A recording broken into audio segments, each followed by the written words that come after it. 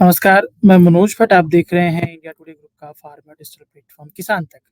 आज प्राकृतिक खेती पर बात करते हैं और कैसे प्राकृतिक खेती छोटी जोत और सीमांत किसानों की तस्वीर और तकदीर बदल सकती है, कैसे उनका दोहरे फ़ायदे का सौदा बन सकती है, इस पर बात करते हैं। हम सब जानते हैं कि पीएम मोदी ने लाल किले की प्राचीर से एक बार फिर प्राकृतिक खेती को बढ़ावा देने का जिक्र किस तरीके से किया है। इससे पहले बजट में प्राकृतिक खेती को लेकर ऐलान किया गया था, जिसके तहत अगले 2 वर्षों में 1 करोड़ किसानों को प्राकृतिक खेती से जोड़ा जाना है। कुल जमा प्राकृतिक खेती पर मोदी सरकार केंद्रित नजर आ रही है। ऐसे में सवाल उठने लगे हैं कि आखिर क्यों मोदी सरकार प्राकृतिक खेती पर इतना जोर दे रही है। बेशक आहार शुद्धता के लिए प्राकृतिक खेती से उपजा अनाज जरूरी है, लेकिन सवाल ये भी है कि क्या प्राकृतिक खेती से किसानों को फायदा होगा? ऐसे कुछ सवालों के जवाब तलाशने की कोशिश हमने की है, जिसके बाद साफगोई से कहा जा सकता है कि प्राकृतिक खेती छोटी जोत और सीमांत किसानों की तस्वीर और तकदीर बदल सकती है। ऐसा क्यों और कैसे? आइए समझते हैं। सबसे पहले बात करते हैं कि प्राकृतिक खेती क्या है और क्यों पड़ी जरूरत। प्राकृतिक खेती क्या है और इसकी जरूरत क्यों पड़ी, इसे समझते हैं। असल में हरित क्रांति में उर्वरकों के अंधाधुंध प्रयोग ने मिट्टी के स्वास्थ्य को प्रभावित किया है। इन हालातों के अंदर मिट्टी में प्राकृतिक रूप से पाए जाने वाले पोषक तत्व भी प्रभावित हुए हैं। विशेषज्ञ बताते हैं कि मिट्टी में जीवाश्म की मात्रा 0.5 से 0.8% तक होनी चाहिए, जिसे अच्छा माना जाता है। लेकिन मौजूदा वक्त में मिट्टी में जीवाश्म की मात्रा 0.2% तक है।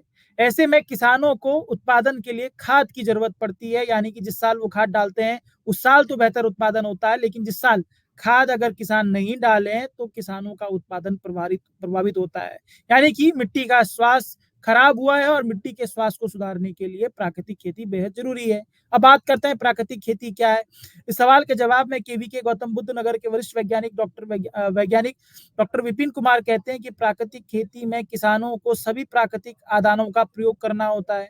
उपजाऊ शक्ति बढ़ाने के लिए प्राकृतिक खाद तैयार करनी होती है। इसी तरह कीट व रोग प्रबंधन के लिए भी नीम मट्ठा जैसे आदानों से प्राकृतिक दवाओं का निर्माण किया जाता है। यानी प्राकृतिक तरीकों से की गई खेती ही प्राकृतिक खेती है। ये एक सिनेरियो है प्राकृतिक खेती को लेकर। अब बात करते हैं कि प्राकृतिक खेती से उत्पादन कितना होता है और कितनी लागत उस पे आती है, इसको बात करते हैं। ये बहुत महत्वपूर्ण बात है। प्राकृतिक खेती को क्यों फायदे का सौदा कहा जा रहा है, जबकि सामान्य खेती की तुलना में प्राकृतिक खेती में उत्पादन कम होता है? ये बात लगातार पिछले कई दिनों से सामने आ रही है। ये बात सच है, लेकिन उत्पादन की चिंता थोड़े समय के लिए ही है। केवीके गौतम बुद्ध नगर के वरिष्ठ वैज्ञानिक डॉक्टर विपिन कुमार कहते हैं कि पिछले कुछ हुए ट्रायल के दौरान प्राकृतिक खेती से उत्पादन में कमी दर्ज की गई है, लेकिन ऐसा शुरू के कुछ सालों के लिए ही होता है। मसलन 3 से 4 साल में किसान प्राकृतिक खेती से सामान्य खेती, यानी जो उर्वरक वाली खेती है, की तरह ही उत्पादन प्राप्त कर सकते हैं। लेकिन प्राकृतिक खेती में लागत सामान्य खेती की तुलना में 1/3 ही लगती है। मतलब किसान प्राकृतिक खेती शुरू करने के 3 से 4 साल बाद कम लागत में बेहतर उत्पादन प्राप्त कर सकते हैं। अब सीमांत किसानों की कैसे तस्वीर बदलेगी, कैसे तकदीर बदलेगी, कैसे उनको दोहरा फायदा हो सकता है, इस पर हम लोग बात करते हैं। ये बहुत महत्वपूर्ण बात है। प्राकृतिक खेती को बढ़ावा देने के लिए मोदी सरकार प्रयासरत है। बेशक ये आहार शुद्धता के लिए जरूरी है, लेकिन प्राकृतिक खेती छोटी जोत वाले किसानों यानी पूरी खेती की तस्वीर बदल सकती है, तकदीर बदल सकती है। मसलन ऐसे किसानों को प्राकृतिक खेती दोहरे फायदे उपलब्ध करवा सकती है। इसे समझते हैं। असल में भारत में लघु व सीमांत किसान यानी छोटी जोत वाले किसानों की संख्या 85% से अधिक है। मझोले लघु व सीमांत किसान यानी जिनके पास खेती के लिए 2 एकड़ से कम जमीन है। ऐसे किसानों के लिए मौजूदा वक्त में सामान्य खेती करना महंगा साबित हो रहा है, जबकि लागत की तुलना में कम उत्पादन और खेती घाटे उत्पादन कम होने से खेती घाटे का सौदा साबित हो रही है। नतीजतन युवा पीढ़ी जो है वो किसानी छोड़ रही है। इसके उलट प्राकृतिक खेती को गौ आधारित खेती माना जाता है, जिसमें गाय के मूत्र और गोबर से ही खेती के लिए खाद और कीटनाशक जैसे आदान तैयार किए जाते हैं।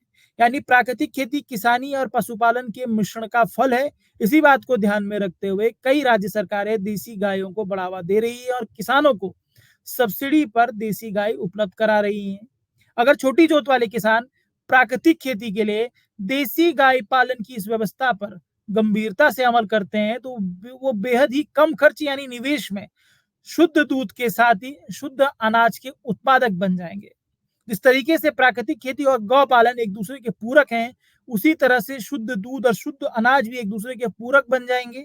तो वहीं शुद्ध दूध और शुद्ध अनाज मौजूदा वक्त में बाजार की जरूरत है।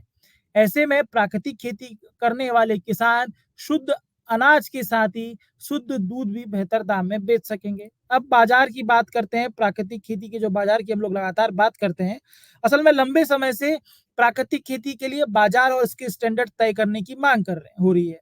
ये बात सच है कि किसान 3 या 4 साल, क्योंकि प्राकृतिक खेती अगर किसान करेंगे शुरुआत में उनका उत्पादन कम होगा, लेकिन 3-4 साल का रिस्क भी अगर किसान ले लेते हैं तो उसके बाद अगर उनको वो उत्पादन, उनकी फसलों का वाजिब दाम नहीं मिलेगा तो कैसे तय होगा, ये बहुत महत्वपूर्ण बात है। और लगातार किसानों का इस तरह रुझान भी नहीं दिख रहा है। लेकिन इस बीच हिमाचल प्रदेश सरकार ने एक नज़ीर पेश की, एक मॉडल पेश किया, उस पर बात करते हैं।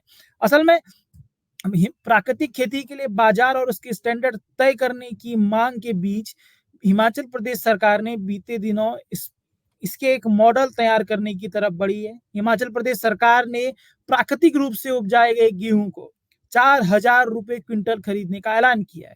तो मौजूदा वक्त में गेहूं की एमएसपी से 2130 रुपए क्विंटल अधिक है। हम सब जानते हैं कि 2275 रुपए गेहूं का एमएसपी है और तकरीबन दुगने दाम पर हिमाचल प्रदेश सरकार ने गेहूं को खरीदने की बात की है। तो ये अपने आप में एक सफल मॉडल के तौर पर है। हालांकि अभी जरूरत प्राकृतिक खेती आहार खाने वाली देसी गायों के शुद्ध दूध के दाम तय करने की है। लेकिन जिस दिन दूध के दाम भी तय हो जाएंगे तो ये सच है कि छोटी जोत वाले किसानों के लिए प्राकृतिक खेती दोहरे फायदे का सौदा साबित होगी। ये प्राकृतिक खेती को लेकर हमारी कोशिश थी। आपको हमारी कोशिश कैसी लगी ज़रूर बताइएगा। अगर हमारा कार्यक्रम पसंद आए तो हमें शेयर, सब्सक्राइब, लाइक ज़रूर कीजिएगा। इसी के साथ ही इजाज़त दीजिए। आप सबसे फिर मुलाकात होगी।